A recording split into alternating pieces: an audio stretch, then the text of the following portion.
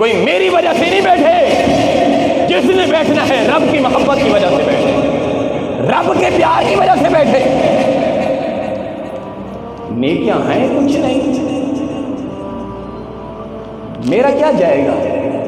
سورۃ ملک کی تلاوت نہیں کروں گا آج کے بعد، گھر پہ جاؤں گا، اللہ نے مجھے بیٹا دیا ہے، 2 بیٹیاں۔ والسلام على سيد الأنبياء والمرسلين أما بعد فأعوذ بالله من الشيطان الرجيم بسم الله الرحمن الرحيم إنا أنزلناه في ليلة القدر وما أدراك ما ليلة القدر ليلة القدر خير من 1000 شهر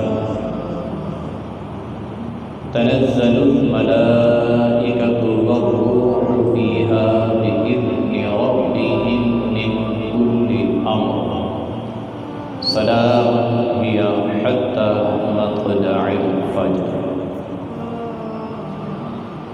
آمنت بالله صدق الله العظيم وبلغنا رسوله النبي الكريم الأمين ونحن على ذلك لمن الشاهدين والشاكرين والحمد لله رب العالمين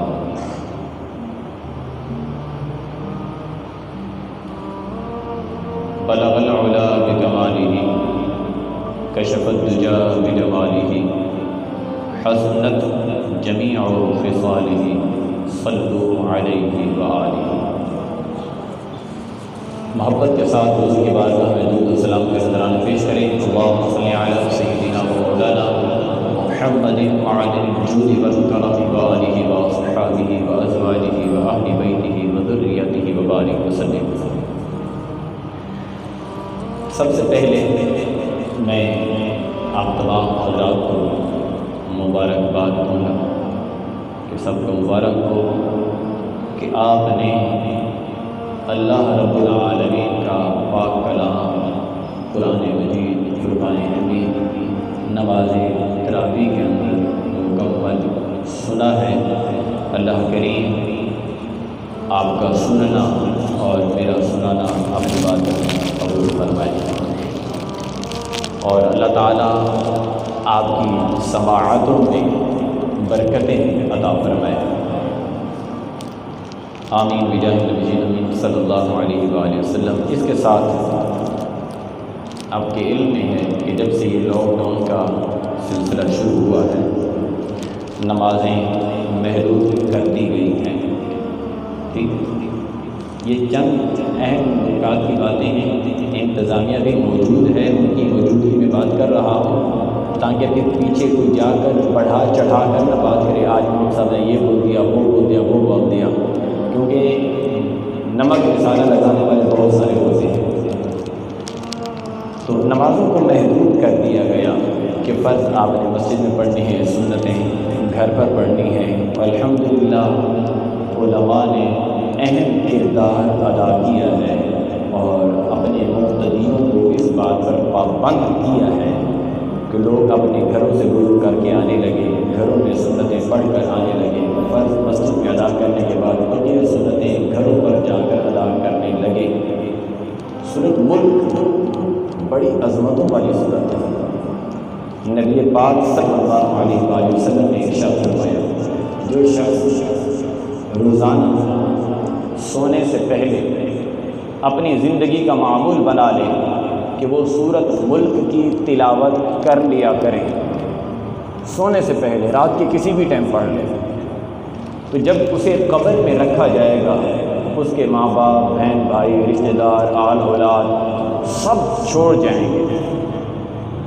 سورۃ ملک کبھی اس کے دائیں آئے گی، کبھی بائیں آئے گی، کبھی سرانے آئے گی، کبھی پینتی آئے گی، کبھی اوپر سے، کبھی نیچے سے، ہر طرف سے گھومتی رہے گی۔ جب عذاب کے فرشتے اس کے گناہوں کی وجہ سے اس کو عذاب دینے کے لیے آئیں گے، سورۃ ملک آگے حائل ہو جائے گی، سورۃ ملک حائل ہو جائے گی اور کہے گی کہ یہ میری تلاوت کرنے والا تھا، یہ مجھ سے محبت کرنے والا تھا، اگرچہ گناہ گار تھا، تو کیا تم اسے عذاب دو گے؟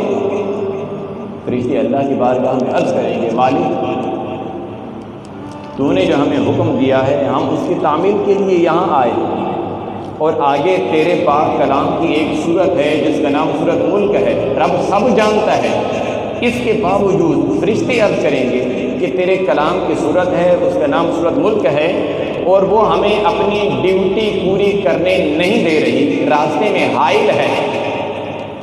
تو اللہ سورہ ملک سے ارشاد فرمائے گا کہ تو بیچ میں کیوں حائل ہے؟ اس بندے نے میری بڑی نافرمانیاں کی ہیں اور اس وجہ سے یہ عذاب کا مستحق ہے، اسے عذاب دیا جائے گا۔ سورہ ملک اللہ کی بارگاہ میں عرض کرے گی، ایک روایت میں آیا تو جھگڑا کرے گی، آخر میں بات یہاں ختم ہوگی، مالک یا تو اسے معاف کر دے یا مجھے اپنے کلام سے نکال دے۔ تو اللہ فرمائے گا تو میرا کلام ہے، کلام رب کا کلام ہے۔ اللہ فرمائے گا جا، میں نے تیری وجہ سے اس کی بخشش فرما دی۔ سورۃ ملک باخدا ممبر رسول پر بیٹھا ہوں اسی وجہ سے۔ ہمارے پاس اعمال کہاں ہیں؟ کون ہے آپ میں سے ایک بندہ کھڑا ہو کے بتائے جب میں سجدہ کرتا ہوں مجھے دنیا کا خیال نہیں آتا؟ سجدے سے زیادہ قرب الہی کا ذریعہ کوئی نہیں ہے۔ اس سجدے کے اندر رب کے بالکل قریب ہو کر بھی ہم دنیا میں گھوم رہے ہوتے ہیں۔ کبھی کس کے ساتھ گفتگو ہمیں سجدے میں یاد آتی ہے، کبھی کچھ خریدنا سجدے میں یاد آتا ہے، کبھی کسی کے ساتھ مستی کرنا سجدے میں یاد آتا ہے، کبھی کسی کو دھوکہ دینا سجدے میں یاد آتا ہے۔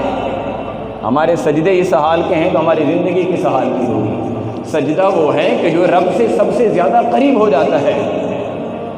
تو باخدا اس نیت کے ساتھ، یار اور تو کچھ نہیں، کم از کم رب کے کلام سے محبت کرتے ہیں، رب کے کلام سے پیار کرتے ہیں، اسی نیت کے ساتھ وتر کی نماز کے بعد کوشش کی کہ سورۃ ملک کی تلاوت شروع ہو جائے۔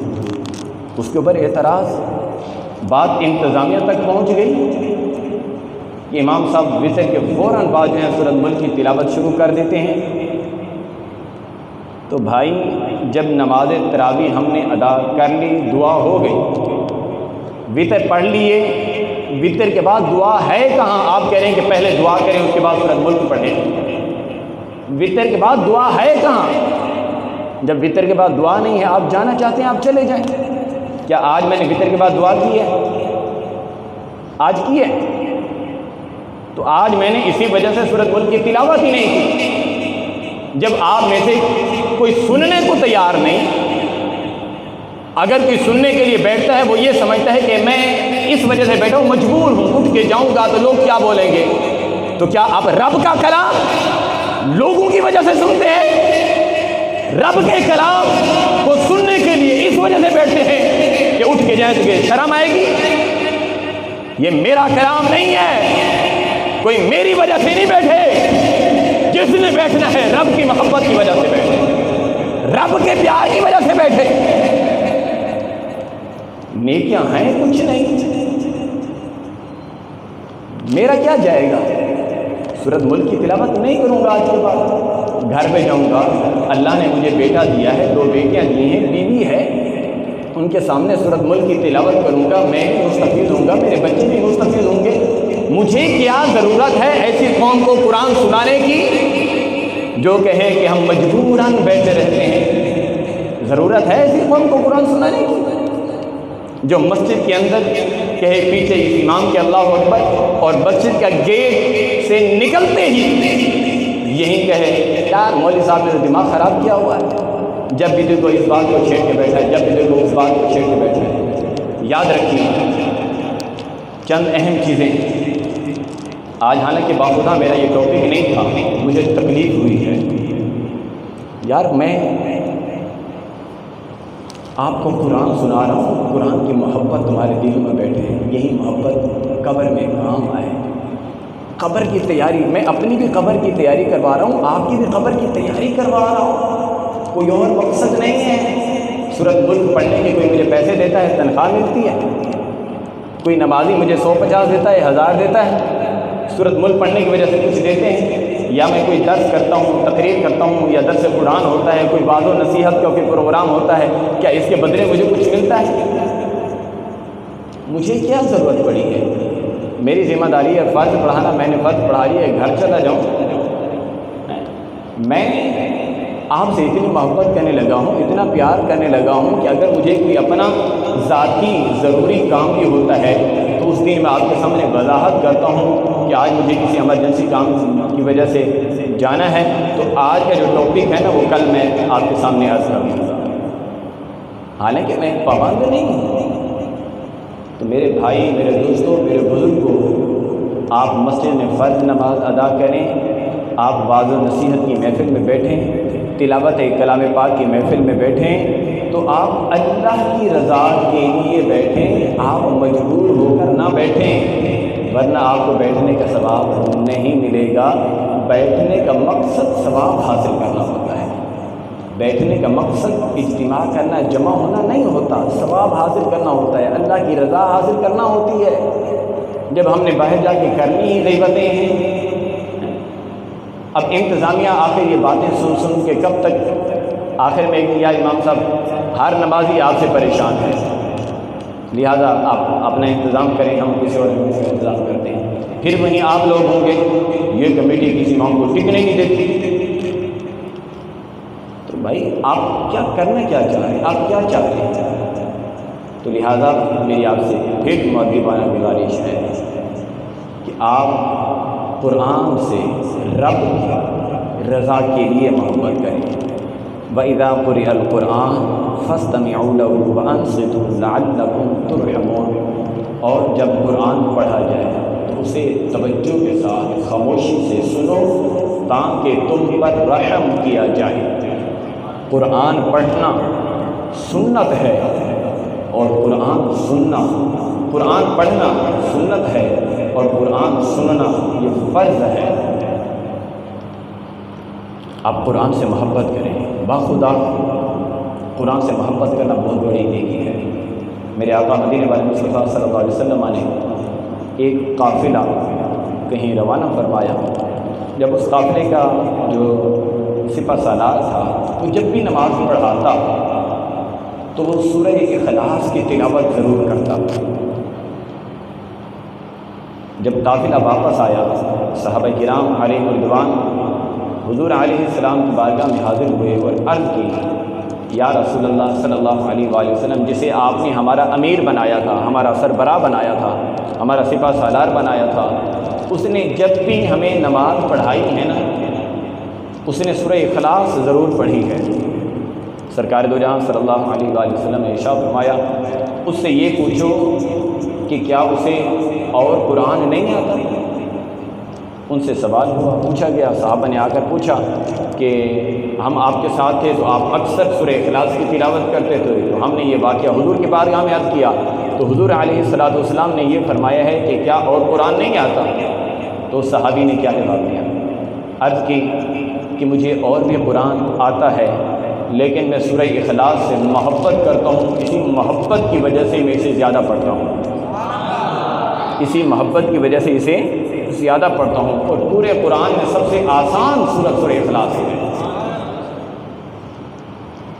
تو میرے آقا صلی اللہ علیہ وسلم کی بارگاہ میں جب عرض کی یا رسول اللہ صلی اللہ علیہ وسلم، انہوں نے یہ جواب دیا ہے، تو میرے آقا صلی اللہ علیہ وآلہ وسلم نے ارشاد فرمایا تو اسے جا کر یہ خوشخبری دو، تیری بخشش کے لیے سورہ اخلاص سے محبت کرنا کافی ہے۔ محبت کرنا، یہ قرآن سے محبت جو ہے یہ بخشش کے لیے کافی ہے۔ قرآن مجید اللہ کا وہ کلام ہے، یہ وہ عظیم کتاب ہے کہ جس کتاب کو پڑھنا بھی ثواب ہے، جس کتاب کو سننا بھی ثواب ہے، جس کتاب کو دیکھنا بھی ثواب ہے، جس کتاب کو چھونا بھی ثواب ہے، ہاتھ لگانا بھی ثواب ہے، جسے چومنا ثواب ہے۔ یار دنیا کی اور ایسی کوئی کتاب ہے کہ جس کو دیکھنا، پڑھنا، سننا، چھونا ثواب ہو؟ جب اس کتاب کی تلاوت کی جائے اور آپ کہیں کہ ہم مجبوراً بیٹھے تھے، تو ایسا نہیں ہونا چاہیے۔ ہم محبت قرآن کی وجہ سے بیٹھے تھے۔ المختصر میں جو آج میرا ٹاپک تھا اس کی طرف آتا ہوں۔ یہ میں نے پیغام دینا تھا، جو مجھے تکلیف پہنچی ہے میں نے وضاحت کر دی ہے، میں نے ظاہر کر دی ہے، کیونکہ دل میں بات چھپا کے رکھنا اور مختلف لوگوں کے بارے میں بدگمانی کرتے رہنا یہ گناہ ہے۔ ان بعض الظن اسم ولا تجسسوا ولا یغتب بعضکم بعضا۔ ایک دوسرے مسلمان کے بارے میں بدگمانی پیدا کرنا اور دوسرا تجسس کرنا کہ یہ کرتا کیا ہے، یہ جاتا کہاں ہے، یہ رہتا کدھر ہے، یہ اس کے پاس پیسے آتے کدھر سے ہیں، یہ اس نے اتنی ترقی کہاں سے کر لی، تجسس، اس کے پیچھے پڑ جانا، تو یہ بھی گناہ ہے۔ کسی کے پیچھے نہ پڑے، اپنے آپ کو دیکھیں۔